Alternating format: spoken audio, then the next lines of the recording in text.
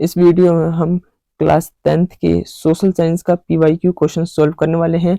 हम इसमें question number 1 से लेकर क्वेश्चन नंबर 20 तक जो 1 नंबर क्वेश्चन है तो हम उसको इसमें देखने वाले हैं। ये वीडियो आने वाले बोर्ड एग्जाम के लिए बहुत ज़्यादा इंपॉर्टेंट है, तो आप वीडियो को शुरू से अंत तक जरूर देखना, क्योंकि यही क्वेश्चन आने वाले जो बोर्ड एग्जाम से उसमें आपको रिपीटेड देखने को मिलेंगे। तो स्टार्ट करते हैं वीडियो को। देखिए, पहला जो क्वेश्चन है वो है कि निम्नलिखित घटनाओं को हमें काल के अनुसार इनको लगाना है कि पहले कौन सी घटना हुई फिर कौन सी घटना हुई। पहला है फ्रांसीसी क्रांति, ये देखिए वो ये होता है 1789 1789 में। दूसरा है नेपोलियन का इटली पर हमला, इटली का एकीकरण और वियना संधि। वियना संधि होती है 1815 के अंदर। देखिए, अगर आपको एक भी इसमें पता हो ना तो आप इसको इस तरीके से ऑप्शन को इसमें से छाट सकते हो। जैसे देखिए, सबसे पहले होती है फ्रांसीसी क्रांति, तो एक आएगा पहले, एक इसमें है, इसमें नहीं है, इसमें नहीं है, ठीक है। अब ऑप्शन है तो एक, या तो क्वेश्चन नंबर 1 है या तो ऑप्शन नंबर डी है। देखिए, एक का 2 आएगा, 2 का तो नेपोलियन का इटली पे हमला ये कह रहा है, और इसके अनुसार 1 के बाद 3 आएगा, 1 के बाद सीधे 3 इटली का एकीकरण, तो ये हो जाएगा गलत, क्योंकि इटली का जो एकीकरण होता है वो होता है 1861 के अंदर, ठीक है। इससे पहले होती है वियना संधि। तो इस तरीके से आप देख सकते हो ऑप्शन नंबर ए इसका सही आंसर होगा। पहला होता है फ्रांसीसी क्रांति, फिर होता है नेपोलियन का इटली पर हमला, फिर होता है वियना संधि और फिर होता है इटली का एकीकरण। तो ऑप्शन नंबर ए होगा इसका आंसर। इसी तरीके से जो दूसरा क्वेश्चन है ये है, देखिए जो दूसरा क्वेश्चन ये कहता है कि हमें रिक्त स्थान को भरना है। इसमें पूछा गया है जो सिल्क रूट है, जो रेशम मार्ग है, इस मार्ग से भारत व दक्षिण पूर्वी एशिया के डैश दुनिया के दूसरे भागों के में सामान पहुंचते थे।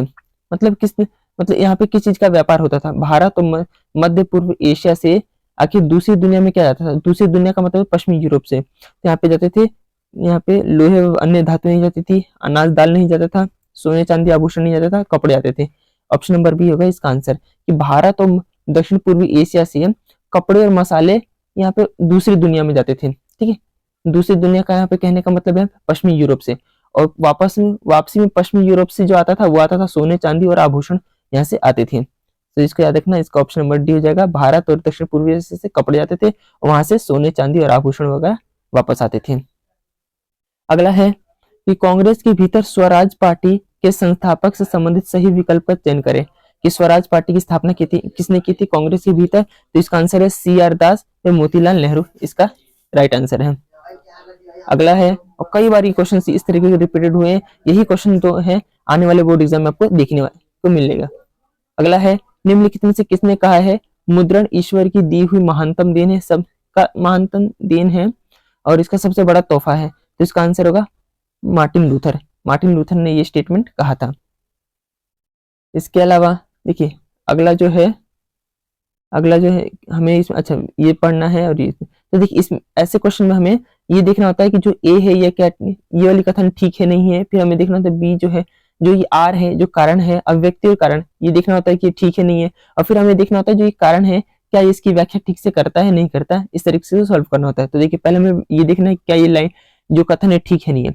हिमालय में प्रसिद्ध चिपको आंदोलन कई क्षेत्रों में वन कटाई को रोकने में कामयाब रहा, बिल्कुल ठीक था। चिपको आंदोलन हुआ इसलिए था। अब हमें कारण पढ़ना है। इसके द्वारा स्थानीय पौधों की जातियों का प्रयोग करके सामुदायिक वनीकरण अभियानों को सफल बनाया गया, ये भी ठीक है, और इसकी व्याख्या भी करता है। तो इस तरीके से आंसर नंबर जो इस ऑप्शन नंबर बी, ए और आर दोनों सही है, और आर ए की सही व्याख्या करता है, ये इसका हो जाएगा आंसर। इस तरीके से जो अगला है जो 6 क्वेश्चन है, ये यहाँ पे आपको मिलान करना है, ठीक है। देखिए, इसमें है एक तरफ बांध दिया और ऊपर से नदियां दी हुई है, ये बांध इनके ऊपर बना हुआ है, तो इस तरीके से आपको इसको मिलाना है। तो देखिए, पहला है सरदार सरोवर, तो जो सरदार सरोवर है ये नर्मदा रिवर पे है, याद रखना इसको। ए का होगा सी, ए का इसमें ए गलत हो जाएगा, ए का इसमें बी गलत हो जाएगा, ए का सी, अच्छा सी 2 जगह है। दूसरा है, अच्छा देखिए हीराकुंड, जो हीराकुंड है ये हीराकुंड है महानदी पे। 2 का होगा डी, 2 का होगा डी, 2 का डी दोनों में सेम है, यहाँ पे भी डी है, यहाँ पे भी डी है। तीसरा जो भाखड़ नांगल, ये भाखड़ नांगल है सतलुज पे है। 3 का है ए, 3 का है ये भी गलत हो जाएगा, ऑप्शन नंबर डी हो जाएगा आंसर, ठीक है। 4 का है डी नागार्जुन जो है कृष्णा रिवर पे है, ठीक है। तो इसको याद रखना आप इस तरीके से दोबारा कर लेते हैं। देखिए, जो सरदार सरोवर है ये नर्मदा रिवर पे है, नागार्जुन सागर जो बांध है ये कृष्णा नदी पे, आप इसको कृष्ण और अर्जुन से याद कर सकते हो, ठीक, कृष्ण अर्जुन से इसको याद कर सकते हो। हीराकुंड जो है वो महानदी में है, और भाखड़ नांगल सतलुज पे है, इस तरीके से ऑप्शन नंबर डी इसका हो जाएगा सही आंसर।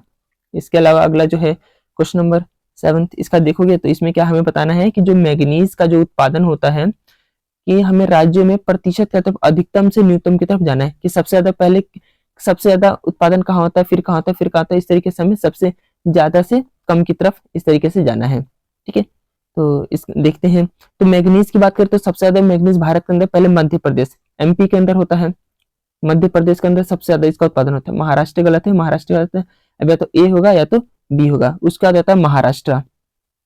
ठीक है, उसके बाद आता है महाराष्ट्र, मध्य प्रदेश यहाँ पे, ये मध्य प्रदेश यहाँ पे, फिर उड़ीसा, फिर कर्नाटक। ऑप्शन नंबर बी इसका सही आंसर होगा। याद रखना, इसको दोबारा ये चीजें पूछ सकती हैं। ठीक है, मैग्नीज के उत्पादन सबसे ऊपर महाराष्ट्र है, फिर सॉरी मध्य प्रदेश है, महाराष्ट्र, उड़ीसा, फिर कर्नाटक। इस तरीके से इसको याद कर सकते हो। अगला है कि सत्ता के बंटवारे के पक्ष में दिए गए तर्क को पढ़े और सही विकल्प का चयन करना है।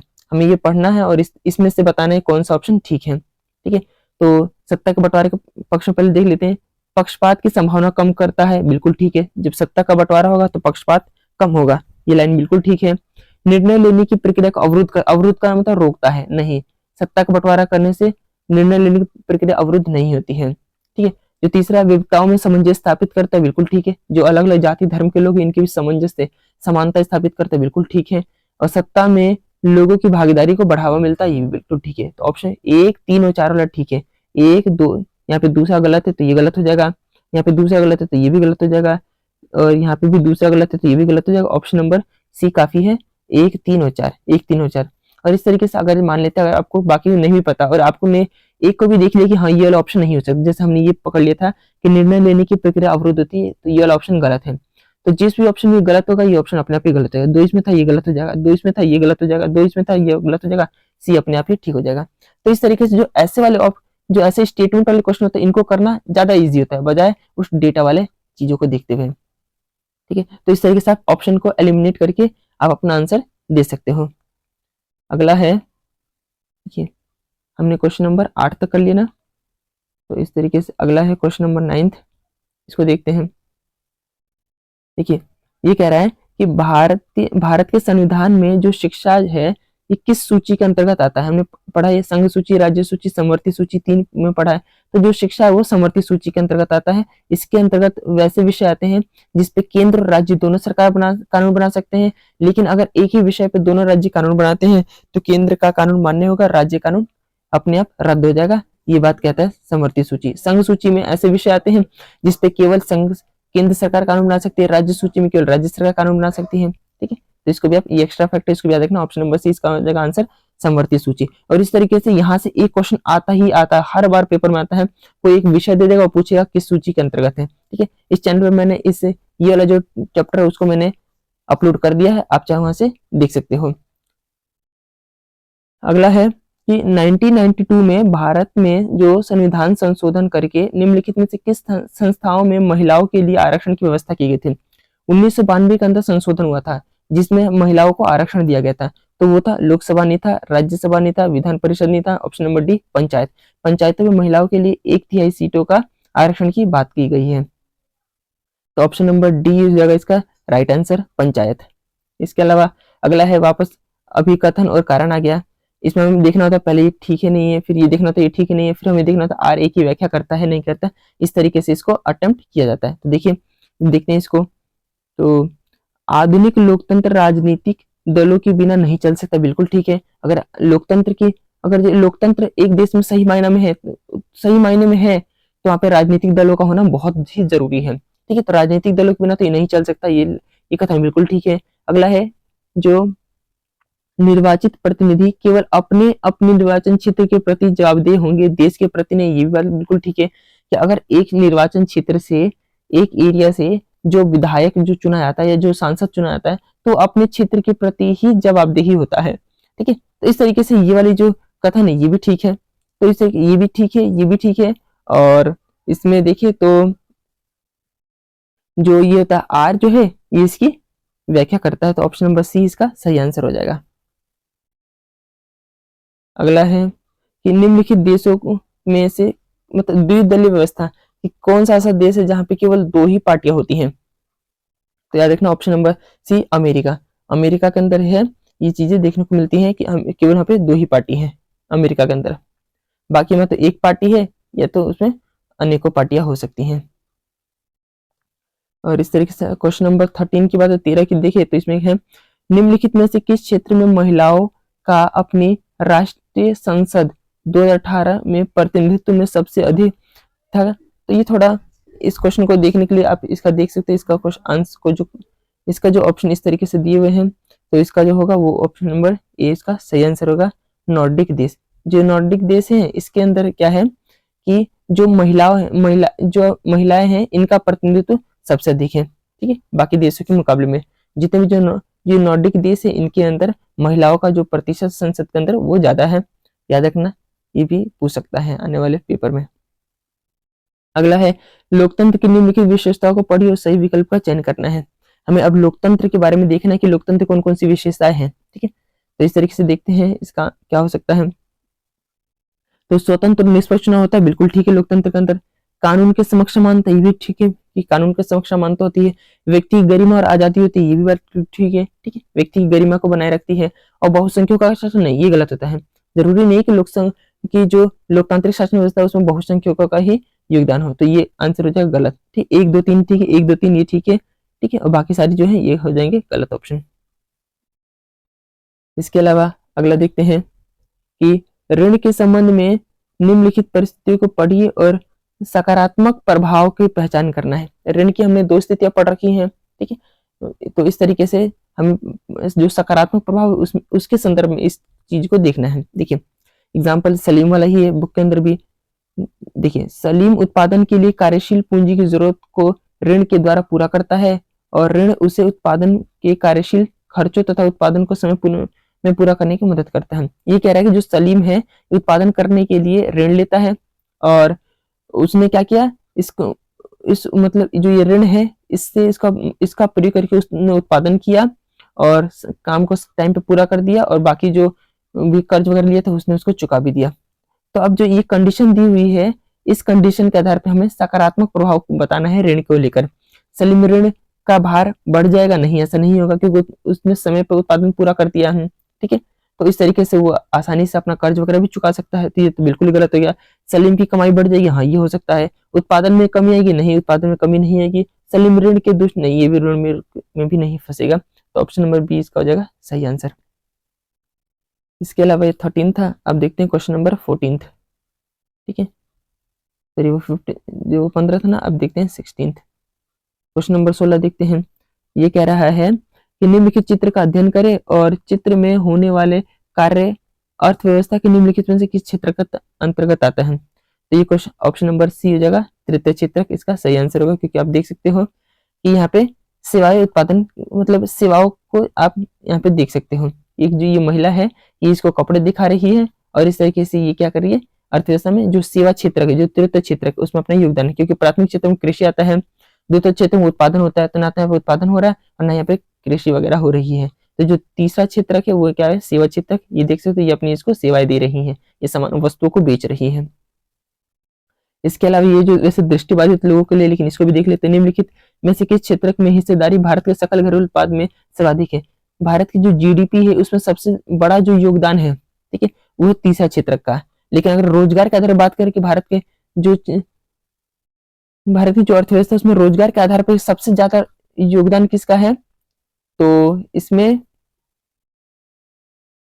तो देखिए इसके अंदर रोजगार के आधार पर प्राथमिक क्षेत्र है, क्योंकि ज्यादा लोग प्राथमिक क्षेत्र में लगे हुए हैं। हालांकि वो बात अलग है कि हमें प्रचंड बेरोजगारी है, लेकिन फिर भी रोजगार के मामले में आज भी आधे से ज्यादा आबादी हमारी प्राथमिक क्षेत्रों में ही लगी हुई है। क्वेश्चन नंबर 17 देखिए 17 देखते हैं। वापस अभी कथन और कारण वाला गया कि भारत में कोई भी व्यक्ति कानूनी तौर पर रुपए में आयातगी को अस्वीकार नहीं कर सकता। बिल्कुल बात ठीक है।